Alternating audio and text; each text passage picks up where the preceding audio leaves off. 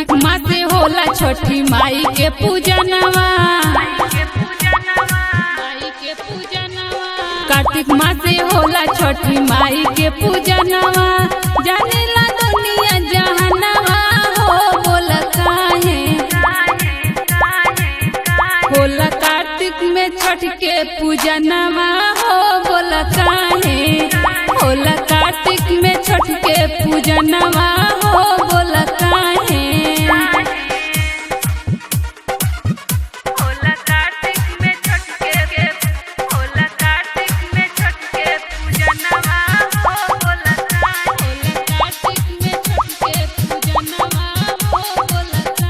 कि एगो राजा रहले नाम प्रियव्रत रहे हो।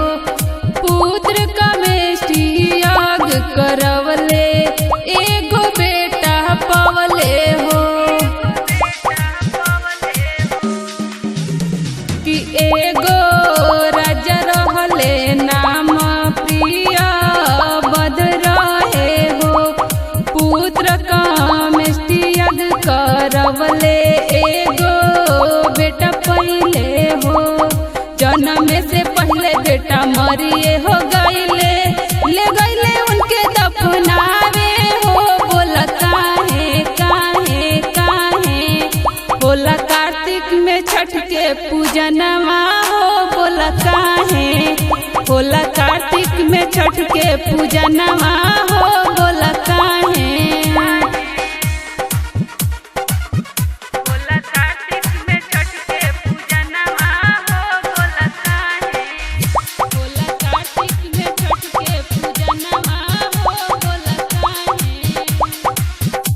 कि एगो दिव्य रथ सवार छठी माई अइली हो।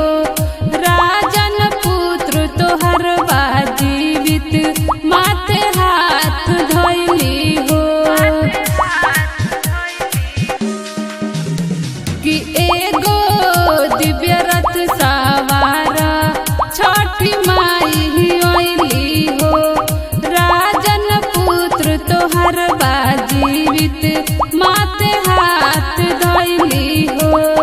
केहा केहा करी के चिल्लाए लागल बचवा। राजा के खुश भइल मनवा हो बोला काहे काहे काहे।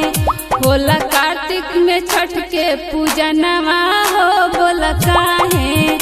होला कार्तिक में छठ के पूजनवा हो बोला काहे।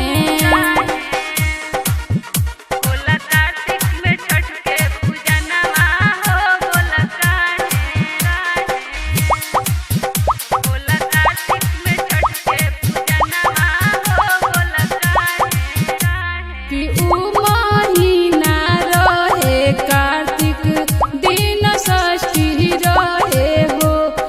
राजा रानी ठेकुआ बनाई छठी पूजा कइले हो। कि उ महीना रहे कार्तिक, दिन षष्ठी रहे हो। राजा रानी ठेकुआ बनाई छठी पूजा कइले हो। ओही दिन से होखे लागल छठी के पूजनवा। रिंकिराय गावेली भजनवा हो बोला काहे काहे काहे। होला कार्तिक में छठ के पूजनवा हो बोला काहे।